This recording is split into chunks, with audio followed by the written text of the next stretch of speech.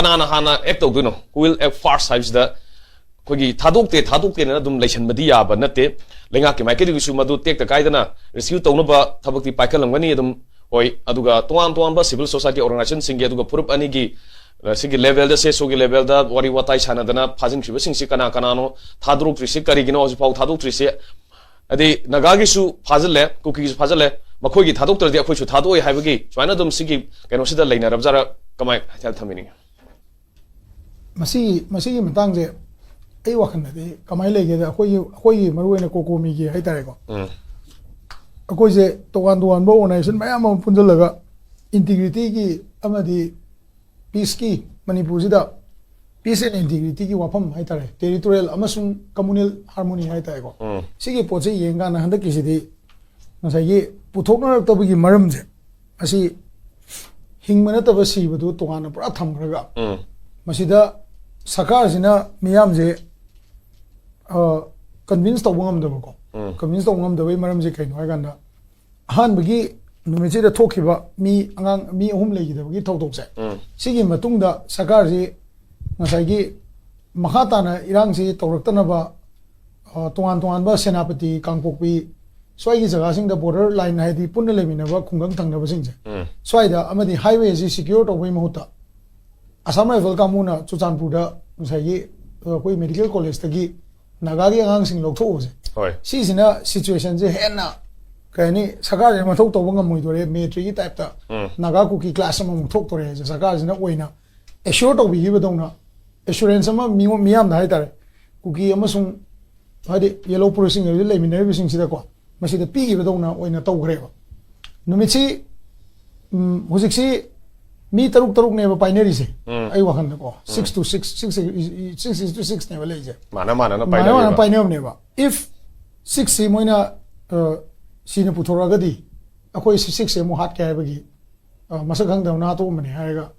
thamam gi mo ma la ka do male ai wa khan ko ado oi do su oi sunu su ma se oi do su oi sunu oi ram moi haidana su sakana matam ni brai na khalle senapati da home ministry ka mu ga moi nga ngan phamina ba dei kangpokpi da kai da phamba sida sugumba oiroi sugumba leite akoi moi where about mobile tracking adu ada tawri kholi hayam ngani go mena ko adu bo ai wa khan da sole responsibility sidi pali belengak sina 100% moina logum thwe kai gumba sina phangaju kengma hingna phangaju thengna phangbagi maram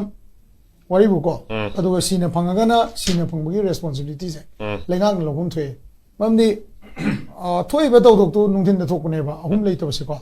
ahum je tho matung da yam na thu na government je escalate to re na khangabagi mong da Chochanpur medical college te angang sing je lothu yi ko instead of protecting the highway the samna yam 10 ba straight side ta senapati kangpokpi ne mai lei bani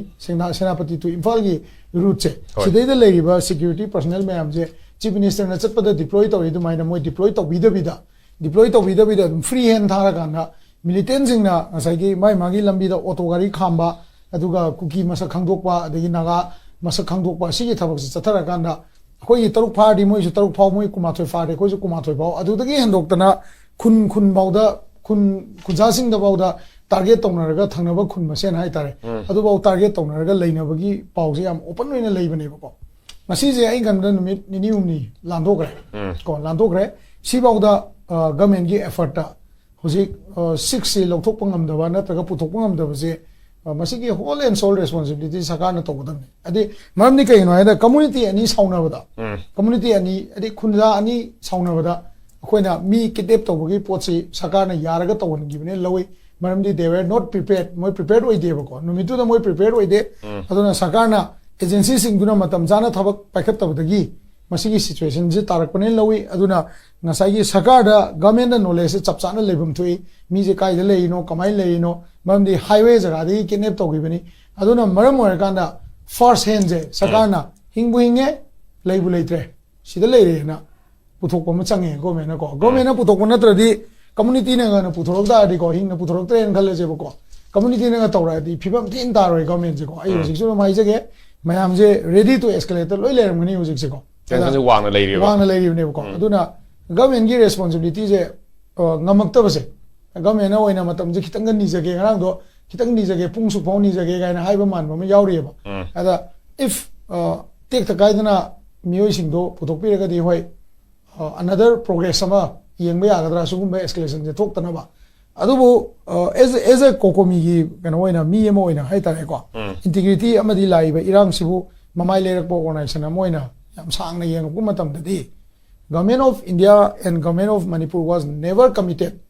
in solving the crisis maram di kai noi ganda the case of Chonglobi desu thodok thokra matungda kana gu mohong ma chawna adum thodok si matang ngang mada NIA gi inquiry tori ba kamu duna ingonda evidence lai re haiba nupa da husi phone notice thate ba moina wai bu ko ona tena da hawa da sung ngang nungsi tangang lai ri ba secondly another bomb ama su muka lai ram ba ne ko then choro gi thodok da